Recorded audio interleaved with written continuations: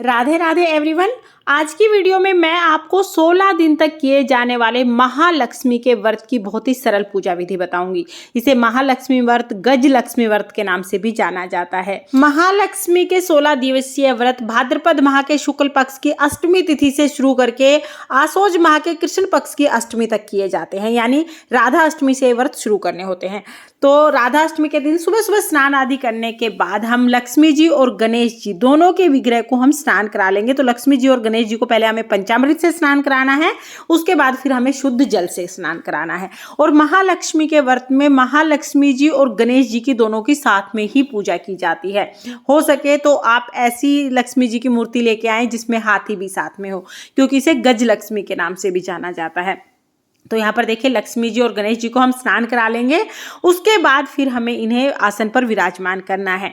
और देखिए आप चाहें तो आप अलग से चौकी लगाकर महालक्ष्मी का पूजन कर सकते हैं, या आप चाहें तो आप अपने घर के मंदिर में भी ये पूजन कर सकते हैं। अगर आप घर के मंदिर में भी पूजन कर रहे हैं तो वहाँ पर भी आप लाल रंग का आसन बिछाइएगा, क्योंकि महालक्ष्मी के पूजन में लाल रंग का आसन बिछाकर ही पूजा की जाती है। और अगर आप अलग से चौकी लगा रहे हैं तो ऐसी जगह पर चौकी लगाइए जहाँ पर आप 16 दिन तक बिना छेड़े उस चौकी पर पूजा कर सके, क्योंकि एक बार स्थापना के बाद 16 दिन तक चौकी वहीं पर रहेगी। अब देखिए चौकी हमने लगा ली है, महालक्ष्मी जी गणेश जी को हमने स्नान करा लिया है। उसके बाद अक्षत का आसन देके हम महालक्ष्मी और गणेश जी को विराजमान कर देंगे।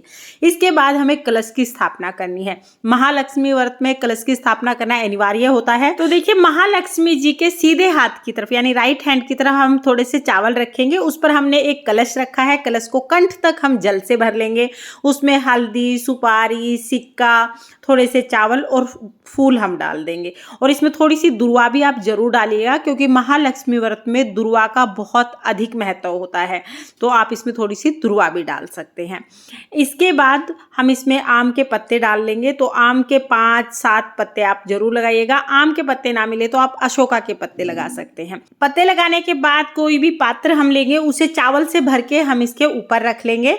फिर हमें इसके ऊपर नारियल रखना है, तो नारियल पर हम कलावा बांध लेंगे और तिलक कर लेंगे। उसके बाद नारियल का मुख अपनी तरफ करते हुए, जो पूजा कर रहे हैं उनकी तरफ नारियल का मुख करके हम इसके ऊपर नारियल को स्थापित कर देंगे। तो इस तरह से कलश की स्थापना हो जाएगी। कलश की स्थापना करने के बाद फिर हम पूजा आरंभ करेंगे। तो पूजा में सबसे पहले हम शुद्धिकरण कर लेंगे। जल के छींटे लगाकर हमने शुद्धिकरण कर लिया है। अब हम महालक्ष्मी व्रत का डोरा बनाएंगे। तो महालक्ष्मी व्रत का डोरा बनाने के लिए हमने यहाँ पर कलावा यानी मोली ले ली है। अब इस कलावे में हम 16 गांठ लगा लेंगे। 16 दिन का महालक्ष्मी का व्रत किया जाता है, इसलिए 16 गांठ इस में लगाई जाती हैं। 16 गांठ का हम डोरा बना लेंगे। पहले ही आप कलावा थोड़ा ज़्यादा लें ताकि 16 गांठ आराम से लग जाएं, कलावा छोटा ना पड़े। तो इस तरह से 16 गांठ लगा के हम एक कलावा तैयार करेंगे, एक डोरा तैयार करेंगे। और इस डोरे का भी हमें विधिवत पूजन करना है। जहाँ चौकी लगाई है, जहाँ आप पूजा कर रहे हैं, वहीं पर हम इस डोरे को भी रखेंगे और माँ लक्ष्मी के साथ साथ हम इस डोरे का भी पूजन करेंगे। तो देखिए चावल रख के थोड़े से मैंने डोरे को रख लिया है। अब उसके बाद डोरे को भी हम जल के छींटे लगा देंगे। तो देखिए यहाँ पर सारी स्थापना हो गई है। कलश स्थापना हमने कर ली है, डोरे की भी स्थापना कर ली है, लक्ष्मी जी गणेश जी की स्थापना हो गई है। अब हम पूजा शुरू करते हैं। स्थापना हमें सिर्फ पहले दिन करनी है। अब 16 दिन तक चौकी ऐसे ही रहेगी। उसके बाद हम देसी घी का दिया जला लेंगे। थोड़ा अक्षत का आसन देकर यानी चावल का आसन देकर हम देसी घी का दिया जलाएंगे। अब हम सभी को रोली से तिलक कर देंगे। महालक्ष्मी जी का जो व्रत है वो 16 दिन तक किया जाता है और 16 दिन तक फलाहार व्रत किया जाता है। अन्न का बिल्कुल भी सेवन नहीं किया जाता है। तो अगर आप 16 दिन व्रत नहीं कर पाते हैं तो आप महालक्ष्मी के 3 व्रत करने का संकल्प ले सकते हैं। 3 व्रत में एक तो राधा अष्टमी के दिन व्रत किया जाएगा, उसके 8वें दिन एक व्रत किया जाएगा और एक आखिरी व्रत किया जाएगा। तो अगर आप 16 व्रत ना भी कर पाएं तो सिर्फ ये 3 व्रत भी आप कर सकते हैं। सभी को तिलक हमने कर दिया है। अब वस्त्र स्वरूप सभी को हम कलावा समर्पित कर देंगे। डोरे को भी हम कलावा समर्पित करेंगे और उसके बाद गणेश जी को हम वस्त्र स्वरूप जनेऊ समर्पित कर देंगे। गणेश जी को जनेऊ समर्पित करना है। लक्ष्मी माता को हम लाल रंग की चुनरी उड़ाएंगे। तो माता रानी की जो चुनरी आती है नवरात्रे में लाल रंग की, वो चुनरी आप लक्ष्मी माता को उड़ा सकते हैं। लक्ष्मी माता को आप चुनरी जरूर उड़ाइएगा। अगर चुनरी ना हो तो फिर आप कलावा समर्पित कर सकते हैं। उसके बाद हम दुर्वा घास समर्पित करेंगे। जैसा कि मैंने आपको बताया कि महालक्ष्मी के व्रत में दुर्वा घास का बहुत अधिक महत्व है, तो दुर्वा घास आप जरूर समर्पित कीजिएगा, क्योंकि महालक्ष्मी जी की जो सवारी है वो हाथी है और हाथी का भोजन होता है दुर्वा घास। तो आप दुर्वा घास जरूर समर्पित कीजिएगा। उसके बाद हम पुष्प समर्पित करेंगे, तो जो भी फूल आपको मिल जाए आप वो फूल समर्पित कर सकते हैं। अगर आपको लक्ष्मी जी के लिए कमल का फूल मिल जाता है तो अति उत्तम, आप कमल का फूल समर्पित कीजिए।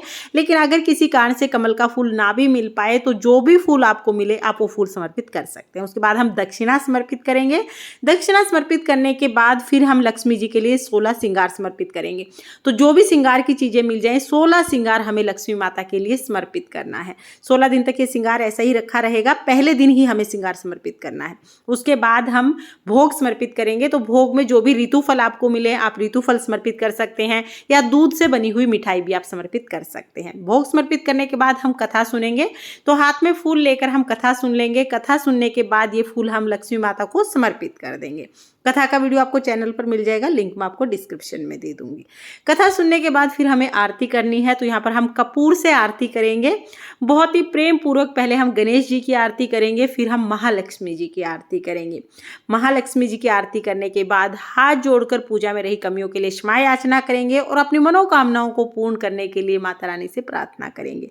तो इस तरह से महालक्ष्मी व्रत की सुबह की पूजा पूर्ण हो जाएगी। शाम के समय भी आप चौकी पर दिया जलाएं, भोग समर्पित करें और आरती करें। तो शाम को हमें इस तरह से पूजा करनी है। पूरे 16 दिन तक सुबह शाम हमें पूजा करनी होती है। 16 दिन का अगर आप व्रत कर रहे हैं तो इस व्रत में बिल्कुल भी अन्न नहीं खाया जाता है, नमक बिल्कुल नहीं खाया जाता है, सिर्फ फलाहार ही खाया जाता है। शास्त्रों के अनुसार जो लोग महालक्ष्मी जी के 16 दिवसीय व्रत करते हैं उन्हें किसी भी जन्म में किसी भी योनि में लक्ष्मी जी की कोई कमी नहीं होती है, उनके पास धन वैभव की कोई कमी नहीं होती है। तो आप भी घर में सुख संपत्ति प्राप्त करने के लिए, महालक्ष्मी जी की कृपा प्राप्त करने के लिए महालक्ष्मी जी के 16 दिवसीय व्रत जरूर करें। महालक्ष्मी जी के व्रत का उद्यापन कैसे करना है इसका वीडियो भी आपको चैनल पर मिल जाएगा, लिंक मैं आपको डिस्क्रिप्शन में दे दूंगी, आप वहां से देख लेना। और महालक्ष्मी व्रत कथा का वीडियो भी आपको चैनल पर मिल जाएगा, उसका लिंक भी मैं आपको डिस्क्रिप्शन में दे दूंगी। तो आपको ये वीडियो कैसी लगी कमेंट करके जरूर बताना। और अगर ये वीडियो आपको पसंद आई हो, वीडियो अगर आपके लिए थोड़ी बहुत भी यूजफुल हो, तो प्लीज वीडियो को लाइक कर देना। और हम महिलाएं घर में तीज त्योहार कैसे करते हैं ये देखने के लिए मेरे चैनल को सब्सक्राइब कर लेना। फिर मिलते हैं किसी और वीडियो के साथ, तब तक के लिए जय मां लक्ष्मी, राधे राधे।